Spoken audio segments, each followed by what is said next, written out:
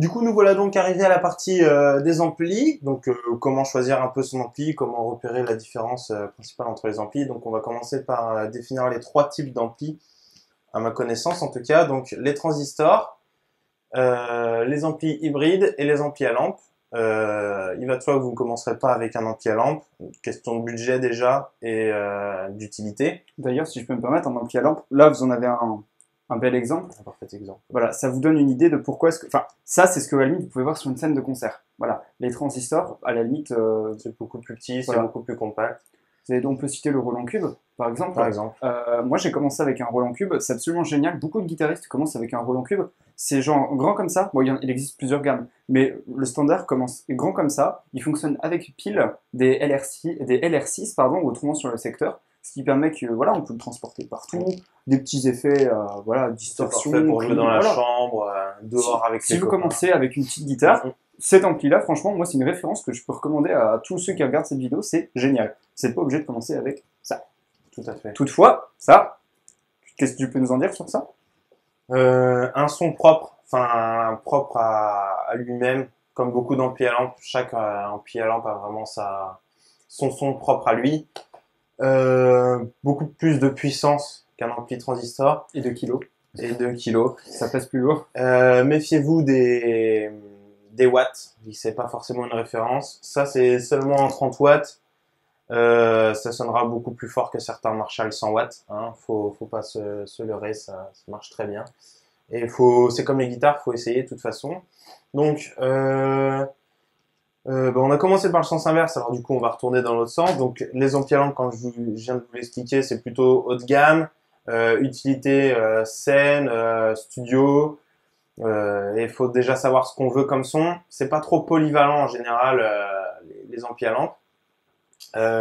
Voilà, donc ensuite on a les amplis hybrides, donc les amplis qui ont seulement des lampes de préampli, donc ça permet d'apporter un peu de chaleur au son, le côté de l'ampli à lampe, et du coup On garde la polyvalence d'un transistor. voilà, et on va garder quand même quelques effets analogiques directement intégrés dans l'ampli, tout à fait. Et du coup c'est un bon compromis au niveau entre le transistor et le lampe, parce qu'on va avoir une certaine puissance qu'on va maîtriser beaucoup plus facilement. Voilà, donc pour la chambre, les petits concerts, les petites répétitions, c'est très bien. Pour ceux qui débutent ou pas, c'est accessible à tout le monde.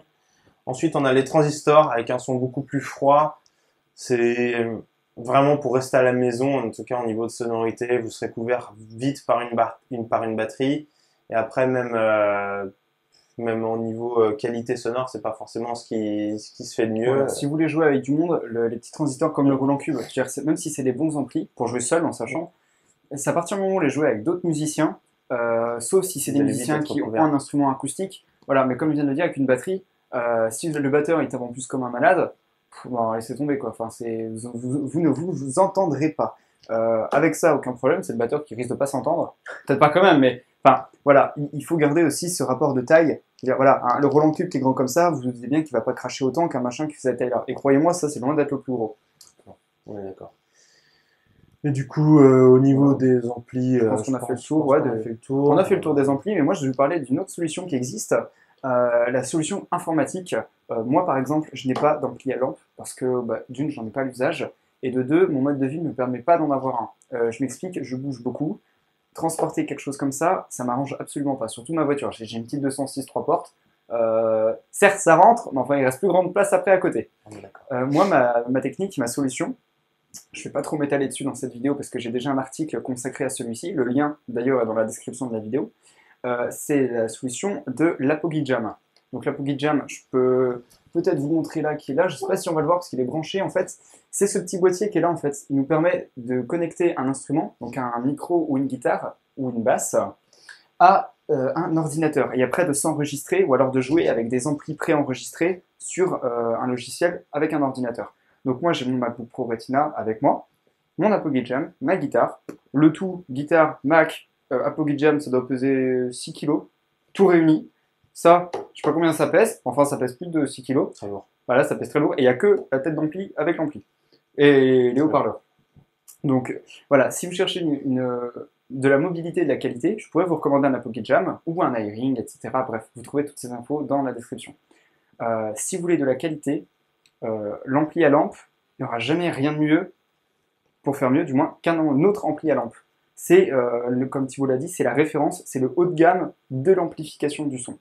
Voilà. Je pense que l'intérêt principal aussi, après la mobilité d'un Apogee Jam ou d'une carte son comme ça, c'est de pouvoir vous enregistrer facilement et de pouvoir vous réécouter, apprendre de vos erreurs ou même poser des vidéos sur poster sur YouTube, partager vos... Nous, là, ce qu'on vient d'enregistrer, Thibaut, carte son. voilà, il enregistre en fait avec le micro qui est là, un micro de chant, qui est relié à la carte son, et qui enregistre en fait avec le micro collé au haut-parleur. Moi, mes sons de guitare sont enregistrés avec l'Apogee Jam qui est relié au logiciel. Et en parallèle de ça, on a nos micros qui sont reliés à un autre logiciel pour la capture de nos voix. Vous voyez, c'est quand même un sacré bazar. Moi, mon installation, elle tient en 2 câbles. J'ai mis 30 secondes à m'installer. Thibaut, il a dû charger une voiture entière, tout posé. On a mis, sans déconner, 40 minutes, presque, à tout configurer parce qu'il y a un truc qui marchait pas, ça a été le bordel. Mais il y a je sais pas combien de câbles, il y a une multiprise qui est large comme ça. Enfin voilà. Si vous cherchez mobilité, je vous recommande Apogee Jam. L'informatique, de toute façon. L'informatique, voilà. Si vous cherchez de la qualité, ampli à lampe. Si vous commencez et que vous voulez un petit ampli, pas un Apogee Jam parce que vous n'avez pas un ordi ou alors c'est une grosse tour où vous ne pouvez pas bouger, Roland Cube en transistor. Voilà. Et si vous commencez à jouer avec vos potes, hybride, c'est parfait. Voilà. Pour commencer, c'est très bien. Voilà, et je pense que maintenant qu'on a fait le tour des guitares, des amplis, pourquoi est-ce qu'on ne parlerait pas des accessoires dans un prochain chapitre? Eh bien, parlons des accessoires dans un prochain chapitre.